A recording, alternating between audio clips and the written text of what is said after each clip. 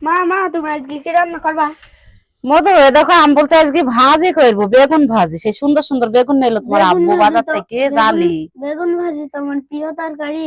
তাই বেগুনটা দেখো ভাজবো, তাই করছে। তো আমি বেগুনটা পাতলা পাতলা করে কুটে নেই। বেগুন যত পাতলা করে কুটা যাবে তত ভালো লাগবে। হ্যালো বন্ধু, সবাইকে আসসালামু আলাইকুম। সবাইকে শুভ দুপুর। তো কুটে নিই বেগুনটা আমি, হবে? ঠিক আছে। পরিমাণ মতো হলুদের গুঁড়ো নিলাম। আমার ঝাল হলুদ লবণ সবকিছু মাখানো হয়ে গেছে সুন্দর করে। এবার আমি বেগুনটা ভেজে নেবো। বেগুন গুলা তেলে দিয়ে দেবো।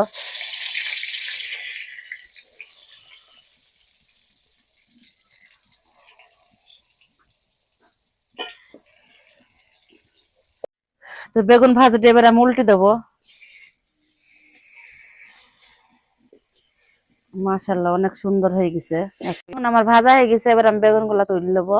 বন্ধু সবাইকে আসসালামু আলাইকুম। তো মা তুললি দাও আমার বেগুন ভাজি, সামনে থেকে তার লোভ লাগছে। লোভ সামলাতে পারছো না? না।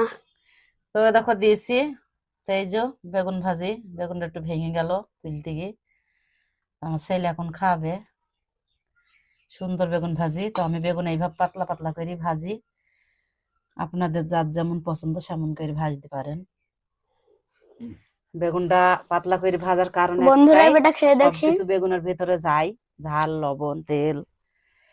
আর মোটা করলে সিদ্ধ হয়ে থাকে, ভালো লাগে না খাইতে। তার কারণে বেগুনটা আমি এইভাবে পাতলা করে বিসমিল্লাহ।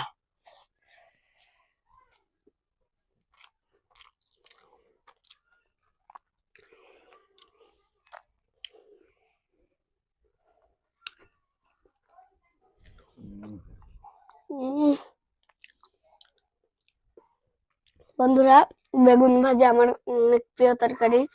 তো যাদের অ্যালার্জির প্রবলেম তারা খেতে চায় না।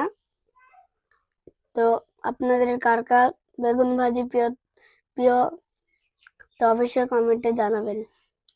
তো সবাই ভালো থাকবেন, সুস্থ থাকবেন। আল্লাহ হাফেজ, টাটা, বাই বাই।